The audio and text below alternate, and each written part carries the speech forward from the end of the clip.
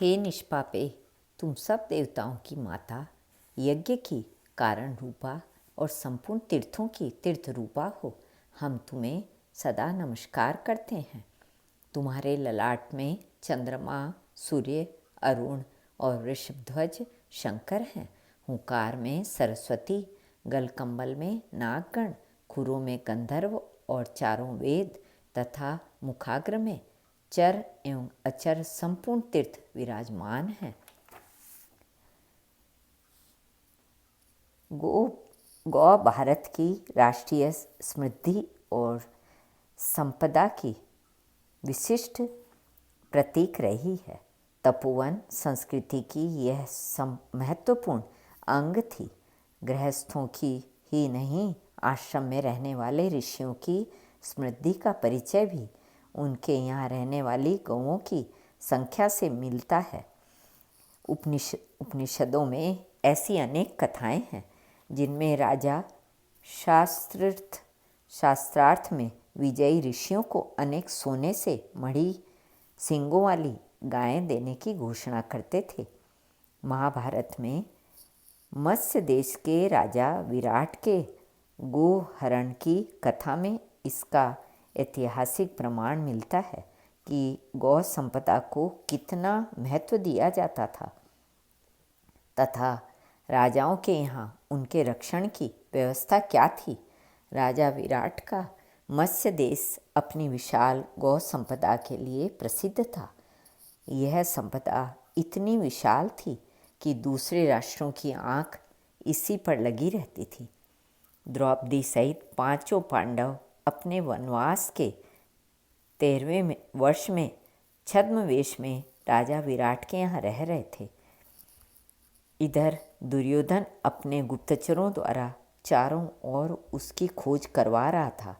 इसी क्रम में दुर्योधन ने राजा विराट के यहाँ भी गुप्तचरों को भेजा और राजा विराट के गोधन का अपहरण करने की योजना बनाई।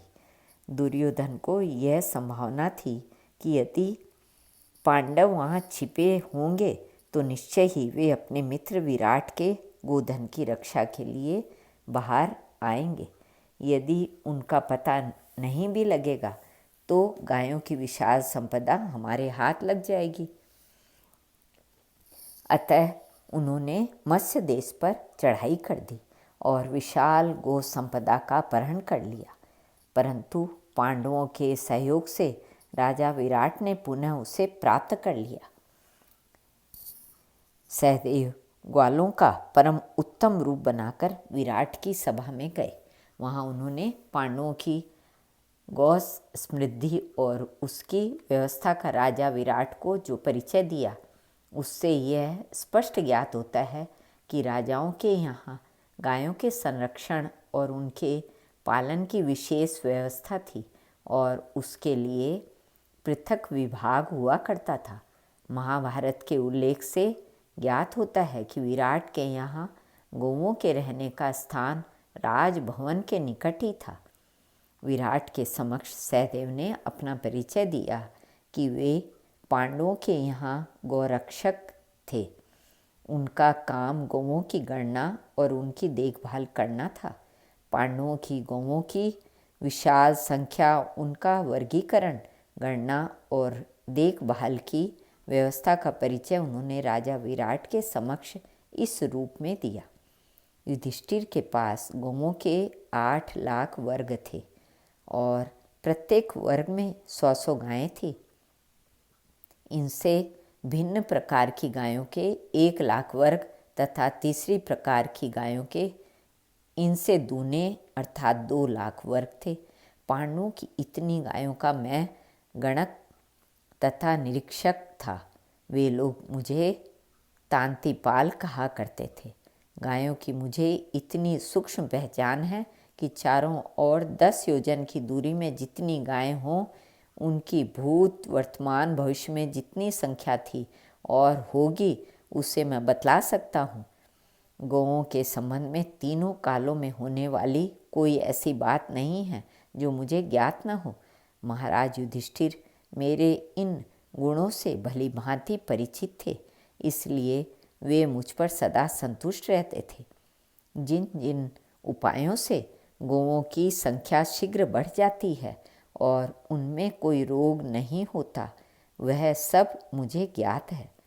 इसके अतिरिक्त उत्तम लक्षण वाले उन बैलों की भी मुझे पहचान है, जिनके मूत्र को सूंघ लेने मात्र से बंध्या स्त्री भी गर्भ धारण करने योग्य हो जाती है। सहदेव द्वारा कथित विवरण से ज्ञात होता है कि उस युग का गोलक्षण और संरक्षण विज्ञान अत्यंत विकसित था और बड़े राजाओं के यहाँ इसकी विशेष व्यवस्था थी। राजा विराट के राज्य में भी 1,00,000 गायें थी। इनमें कुछ तो एक ही रंग की थी और कुछ मिश्रित रंग की।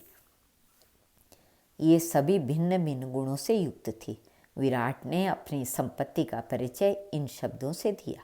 विराट ने सहदेव को पशुपालकों के साथ इन गौओं के संरक्षण का भार सौंपा। गोपाल पशुपालन में ही नहीं, युद्ध कला में भी निपुण होते थे।